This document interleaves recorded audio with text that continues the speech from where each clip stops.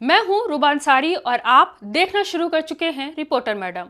दोस्तों, वक्फ के कुछ नियमों पर रोक लगाने वाले और बाबा के बुलडोजर को रोकने वाले सीजेआई गवई ने रिटायरमेंट से ठीक 48 घंटे पहले मोदी सरकार को उनकी सबसे बड़ी ताकत वापस कर दी है। सीजेआई गवई की संवैधानिक पीठ ने किसी और के नहीं बल्कि अपने ही फैसले को पलट दिया है, और सिर्फ पलट ही नहीं दिया बल्कि इसको असंवैधानिक तक बता डाला है। और जैसे ही ये खबर सामने आई, न सिर्फ हड़कंप मच गया है बल्कि कड़े फैसलों के लिए जाने जाने वाले सीजेआई गवई की तुलना अचानक डीवाई चंद्रचूड़ से होने लगी है। अब सवाल यह है कि बीआर गवई ने जाते जाते मोदी सरकार को उनकी कौन सी सबसे बड़ी ताकत लौटा दी है, और क्यों इसको लेकर सीजेआई गवई की अचानक तुलना डीवाई चंद्रचूड़ से होने लगी है। ये सब कुछ हम आपको आगे अपनी इस रिपोर्ट में बताएंगे। दोस्तों, बात शुरू करें इससे पहले खबर देखिए। एनबीटी की खबर है। खबर की हेडलाइन में सारी कहानी बयां है। लिखा हुआ है कि राष्ट्रपति के रेफरेंस पर सुप्रीम कोर्ट ने अपना ही फैसला पलटा, समय सीमा तय करने वाला निर्णय असंवैधानिक।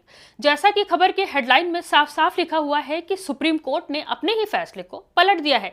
और ये बात सच भी है, क्योंकि पिछले दिनों यानी 8 अप्रैल को सुप्रीम कोर्ट ने तमिलनाडु मामले के 10 पेंडिंग बिलों को लेकर एक बहुत ही ऐतिहासिक फैसला सुनाया था। और इस ऐतिहासिक फैसले ने मोदी सरकार की जड़ें हिला दी थी और पूरे देश में हड़कंप मचा दिया था। इसकी वजह राज्यपाल के लटकाने वाले बिल थे। दरअसल तमिलनाडु की एमके स्टालिन सरकार और वहां के राज्यपाल आरएन रवि के बीच साल 2021 के बाद कुछ विवाद पैदा हो गए थे, और आरएन रवि साहब ने खुद को सुपर साबित करने के लिए जनता द्वारा चुनी गई सरकार के बिलों को रोकने का खेल शुरू कर दिया। और साल 2021 से साल 2023 तक एक दो नहीं बल्कि विधानसभा में पास 10 अहम बिलों को रोक दिया। स्टालिन सरकार 2 साल तक संवैधानिक पद पर बैठे आरएन रवि का मुंह ताकती रही, लेकिन जब बिल पर राज्यपाल का कोई रिएक्शन नहीं आया तो 2 साल के बाद सुप्रीम कोर्ट की पनाह ली और इस मामले पर सुनवाई शुरू हुई। 8 अप्रैल 2025 को सुप्रीम कोर्ट ने ऐतिहासिक फैसला सुनाया। सुप्रीम कोर्ट के जस्टिस जेबी पारदीवाला और जस्टिस आर महादेवन की पीठ ने तमिलनाडु के मामले में फैसला सुनाते हुए कहा कि राज्यपाल के पास कोई वीटो पावर नहीं है। सुप्रीम कोर्ट ने यह भी कहा कि राज्यपाल को एक दोस्त, दार्शनिक और राह दिखाने वाले की तरह होना चाहिए। आप संविधान की शपथ लेते हैं, आपको किसी राजनीतिक दल की तरफ से संचालित नहीं होना चाहिए, आपको उत्प्रेरक बनना चाहिए, अवरोधक नहीं। राज्यपाल को इस बात का ध्यान रखना चाहिए कि कोई बाधा पैदा न हो। और सुप्रीम कोर्ट सिर्फ यही नहीं रुका बल्कि स्टालिन सरकार के सभी पेंडिंग बिलों को पास कर दिया और साथ ही आगे के लिए एक अहम दिशा निर्देश जारी कर दिया कि हर हाल में 3 महीने के अंदर राज्यपाल और राष्ट्रपति बिलों को देखकर निस्तारित करें।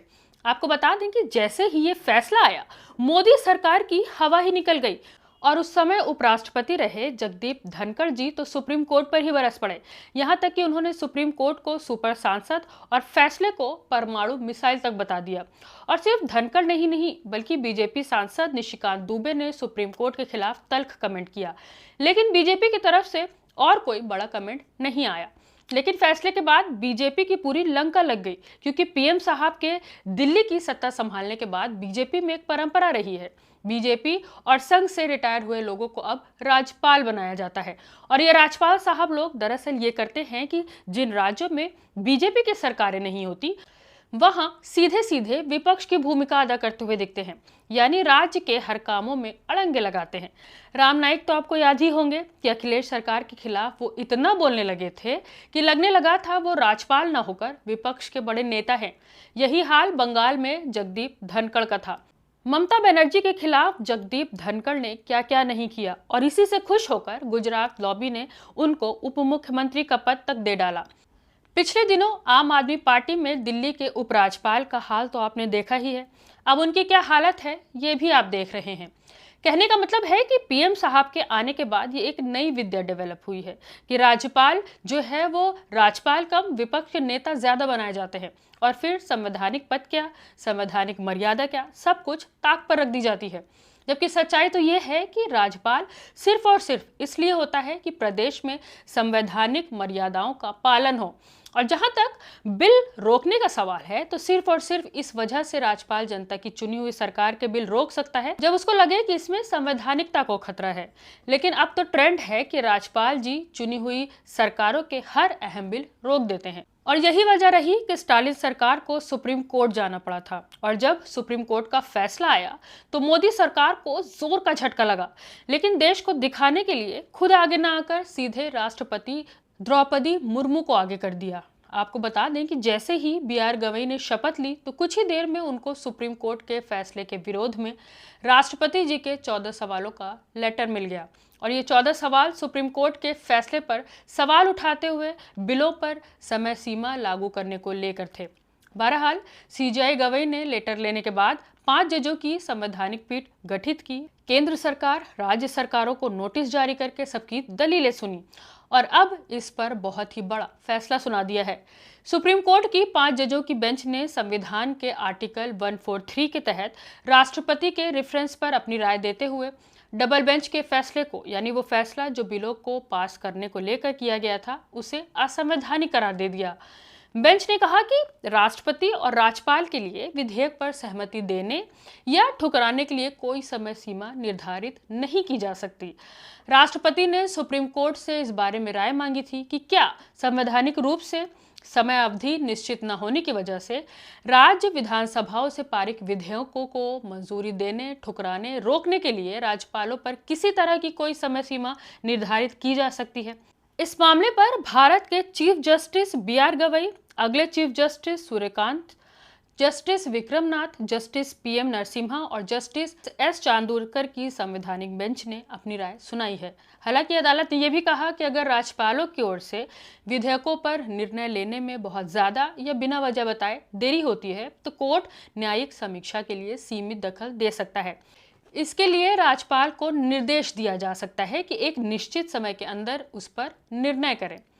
इस दौरान विधेयक के गुण और दोष पर कोई विचार नहीं होगा।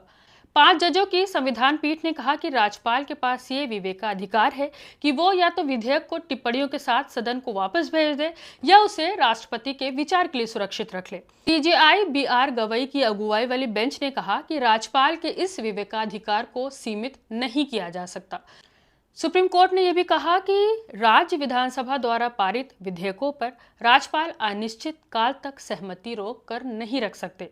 सुप्रीम कोर्ट का कहना है कि भारत के सहकारी संघवाद में राज्यपालों को विधेयक को लेकर सदन के साथ संवाद की प्रक्रिया अपनानी चाहिए और अवरोधक रवैया नहीं अपनाना चाहिए। आपको बता दें कि फैसले से साफ है कि विधेयकों को लेकर 3 महीने की जो समय सीमा सुप्रीम कोर्ट के 2 जजों ने निर्धारित की थी, उसको संविधान पीठ ने रद्द कर दिया है। हालांकि जब बहस हो रही थी तो सीनियर एडवोकेट कपिल सिब्बल ने इसका विरोध करते हुए कहा कि समय सीमा जरूरी है, लेकिन संविधान पीठ का हवाला था कि क्योंकि ये बात संविधान में नहीं लिखी इसलिए ये नहीं किया जा सकता। लेकिन सवाल यहाँ पर यह है कि संविधान में तो ये बात भी कहीं नहीं लिखी कि राज्यपाल विपक्ष के नेता की तरह कार्य करेगा और राज्य के कामों में अड़ंगे लगाएगा। लेकिन क्योंकि सुप्रीम कोर्ट का फैसला है इसलिए सवाल उठाना बहुत उचित नहीं है। लेकिन ये बात पूरी तरह से साफ है कि ये मोदी सरकार की बड़ी जीत है और राष्ट्रपति के रेफरेंस से उनको सुप्रीम कोर्ट के फैसले को पलटवाने में मदद मिली है, जबकि सुप्रीम कोर्ट ने अपने ही फैसले को न सिर्फ पलटा है बल्कि उसे असंवैधानिक तक करार दे दिया है। ऐसे में एक बार फिर से राज्यपाल की मनमानी होगी और विपक्षी सरकारें हाथों पर हाथ धरे बैठी रहेंगी। आपको बता दें कि सीजेआई गवई के रिटायर होने में सिर्फ और सिर्फ 1 दिन का समय और बचा है और उनके इस फैसले पर लोग उनकी तुलना पूर्व सीजेआई डी.वाई. चंद्रचूड़ से कर रहे हैं, क्योंकि कहा जाता है कि चंद्रचूड़ सरकार के खिलाफ फैसला जल्दी नहीं देते थे। पूरे मामले पर आपकी क्या राय है? सुप्रीम कोर्ट की संवैधानिक पीठ ने जो अपना फैसला असंवैधानिक घोषित किया है वो कितना सही है? क्या इससे राज्यपालों की मनमानी और नहीं बढ़ेगी? क्या इससे राज्यपाल को जो विपक्ष के नेता के तौर पर देखा जाने लगा था वो और नहीं बढ़ जाएगा? क्या ये फैसला लोकहित में न्याय संगत है? आप अपनी राय हमें कमेंट के रूप में साझा कर सकते हैं। खबर सच्ची और अच्छी लगी हो तो लाइक करें और शेयर भी ज़रूर करें। मिलते हैं अगली खबर में, तब तक के लिए दीजिए इजाज़त। शुक्रिया।